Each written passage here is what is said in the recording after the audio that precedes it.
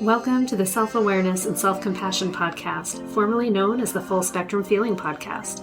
I'm your host, Blaise Schwaller, life coach, mom, and former tattoo artist.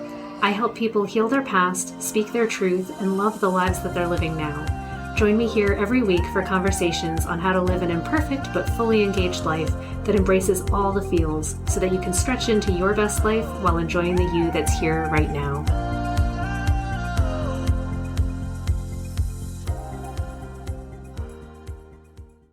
Hello, friends.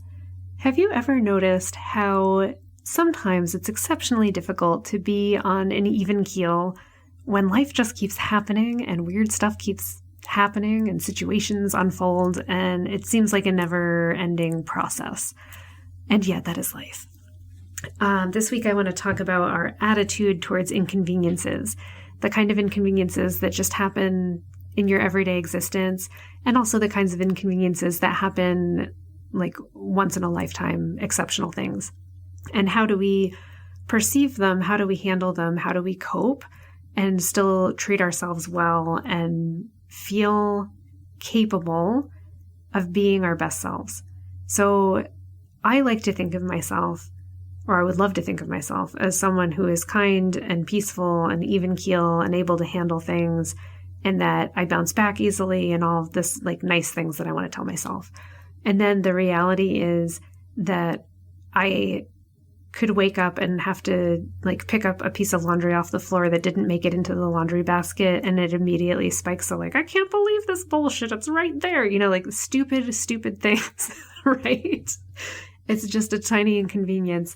And then we notice how we react to it. So one thing I want to say about emotional reactions to inconveniences is, one, it's completely human. We all do it.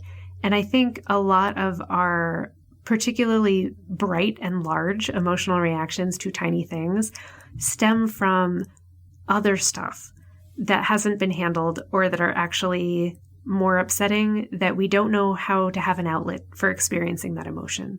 So like our everyday inconveniences, like, oh gosh, I can't believe I like put this fork through the dishwasher and didn't come out clean and I'm annoyed because now I have to like clean it a second time.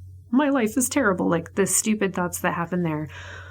Those things come up because we feel frustrated or like we're barely handling all of the things. Because if there was only one inconvenience, we'd just be like, oh, okay, and just roll along with it. But we feel like an inconvenience is so awful because we have so many of them, because there's other major, larger things causing stress in our lives and making us particularly emotionally aware or peaked for those kinds of experiences. So when I'm anxious or I have something that I'm upset about that I feel like I haven't handled well or that needs to be handled and I'm not sure I can, if something small comes up that even slightly touches that emotion of you're not prepared or this isn't going to go well or look how you didn't handle this, you should have predicted it. It's like a tuning fork. It's so easy for me to vibrate with that level of stress that that's the emotion that comes up first. When I feel like I've handled everything in my life well, which is like, when does that ever happen, guys? Come on. But when I have done it better, let's say that, when I've been managing things better, and something comes up that is inconvenient and frustrating, and I'm able to roll with it and go like, well, that's annoying. And that's my thought is, wow, that's annoying. And then it passes very quickly. That's when I know that I've already dealt with in a way that I'm pleased with of all of the things. Like I feel good about the way that I've shown up and handled it. It is when I'm feeling like I haven't shown up and handled things very well that I'm quick to wind up, quick to react, more volatile in general. So let's talk about ways that we can help mitigate this sense of personal failure and stress, because I know it's a thing that we're all dealing with. Like we're all human and we all wish and want to have done everything better in our lives than how we actually did it. Ways that we come to this more peaceful place. A lot of it has to do with praising ourselves more often, I guess, for lack of a better way to put it, is how often have you said, wow, thank you, self, for showing up and doing that really well or even decently. And this is going to sound so foolish, but I want you to try it, and hopefully you will, because it just sounds so silly. What if when you're like taking a shower in the morning or brushing your teeth, you allow yourself to have the thought like, wow, you're killing it. You're totally brushing your teeth so well right now. You badass. And same thing, like, oh, look at you, like packing your lunch for school or whatever it is that you're doing, to just praise yourself to a ridiculous degree about how decently you're doing stuff. And it sounds foolish and it feels funny to do, one, because we're just not taught to do that. We're taught that it's full of ourselves to give ourselves this kind of praise. But the more you do it and the more of a habit it becomes, the more frequently you're getting positive feedback. And having that positive feedback towards yourself bolsters you when you get a negative feedback. So I recently was reading an article about marriages and propensity for staying together or divorce, and like the rules in relationships, which was a 5-to-1 ratio. So like for every crappy thing or negative feedback that you would give a friend, a partner, a lover, whatever, you want 5 positive ones. Something that is soothing, bolstering, uplifting, kind. You want 5 for every one frustrating thing. So if you think at your life and go, okay, am I having way more frustrating experiences than positive ones? How can I quickly turn that around? And one of the ways that you can quickly do it is to take very simple things that, again, you would never praise yourself for normally, such as brushing your teeth or showing up like, way to go, you like picked up groceries, like something that seems so mundane that you probably criticize yourself for it, and instead go like, wow, you totally did that, good job. Because you're wanting to give yourself lots and lots and lots of areas for positive feedback to yourself, to give yourself that uplift that helps you manage the more difficult times. The more you have where you're proud of yourself, or at least like being a kind, supportive friend to yourself, the more resilient you are to these tiny inconveniences, so that when the fork comes out of the dishwasher and it still has crap on it and you're angry, you just go like, well, I guess that one didn't go our way, but you know what? Good job. You did the dishes. Like we have to do this one again, but all these other ones are good. So I also want to notice how often our brain is just primed, and this is its job, is to notice the thing that's different and then we judge it. So if you did a load of dishes, and let's say there's like 50 objects in that dishwasher, and you notice the one thing that didn't get washed, that is what we do. Like we zone in on it and we're like, what the hell is this crap? That's not what I was sold. I thought they should all be perfect. And we get hung up on it.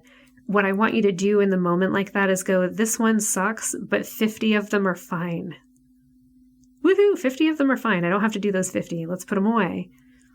That's the kind of thing that helps you to, one, put it in perspective and recognize that it doesn't necessarily have to be as overwhelming as it feels in that moment.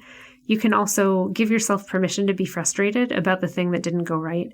It helps a lot for me personally to allow myself to be pissed off, because then it goes by so much faster than if I judge myself for being pissed off about something petty and stupid. I just need to be able to have that. And I will even talk with my young daughter about it, where I was like, sorry, I was just shitty right there. I was angry because this didn't go my way, but I'm all right now. I don't hold on to it, because once I've processed it, it's gone. So she sometimes will hold on to something and be like, oh, well, are you still mad? Or like, I'm afraid that you're still upset about whatever. And it'll have been even 5 or 6 minutes ago. I'll be like, oh, I've already kind of moved on. Like I forgot about that. It's no longer relevant. I had my emotion about it and now I'm fine. But I've had to work hard to create that for myself.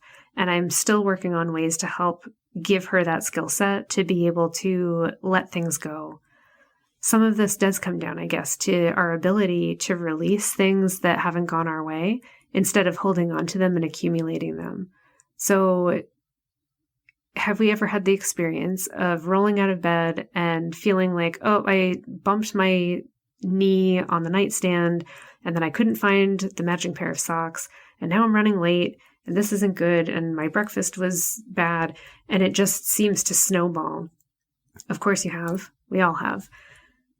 What we need is something to disrupt that pattern so that we don't keep holding on and expecting more things to go poorly. So part of what happens there is, I think, that we're not allowing the space for that initial frustration to pass before we move into the next activity. So if you roll out of bed and you bang your knee, but instead of just taking the minute to jump around, swear a lot and go, and like fix it and then move on with your day, you're already judging that you didn't have time to deal with your knee being hurt and you're angry about it, but let's just get going. And then you go do something else and then you stub your toe because you're in a rush and you're still mad. And then it adds. And then you're mad about 2 things and then something else goes wrong and now you're mad about 3. So nothing's really dissipating. It's all just building. What if instead we remember that when something frustrates us and it goes wrong and it's inconvenient, we need to train ourselves that it'll save us so much more time in the future if we take like 1 to 3 minutes right now, like literally like 90 seconds. Let's do that. We're going to take 90 seconds to deal with the frustration of whatever just happened without trying to move forward into the next thing, without trying to resolve it or anything else, to just have that emotion. How much does that change the flavor of the rest of the moments that follow it? Because I can almost guarantee you, if you take that 90 seconds, that peak emotion will have passed and you're now not carrying it forward and letting it repeat itself again. You're allowed to go forward without expecting it to keep going, because when you go forward still in it, it is still going. It's not even that you're expecting it to happen again. It is still happening for you.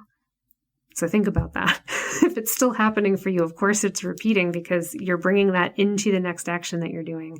So I guess this is me giving you all the permission that you need to take a minute and a half for whatever shitty experience you're having, to have your feeling about it without feeling rushed about being shitty, and see how much it changes your life. If you're allowed to be shitty for like 2 whole minutes even, how much less shitty are you later? I'm just curious. So I find for me, I get a lot less shitty. If I'm allowed to be awful and mean and cranky for 1 or 2 minutes, I get bored with it pretty fast and then I'm ready to move on. If I haven't finished completing that emotion and I get interrupted in it, that's when it keeps happening. So this is something that I find is difficult for parents. It's difficult for me as a parent, is that we're trying to get past whatever emotion we're having about a thing, and then we keep getting interrupted because, you know, your child isn't in that emotion. It's curious and concerned and wants to make sure you're okay, but it keeps interrupting it. So then it keeps building and now you're frustrated about the interruption and it keeps going.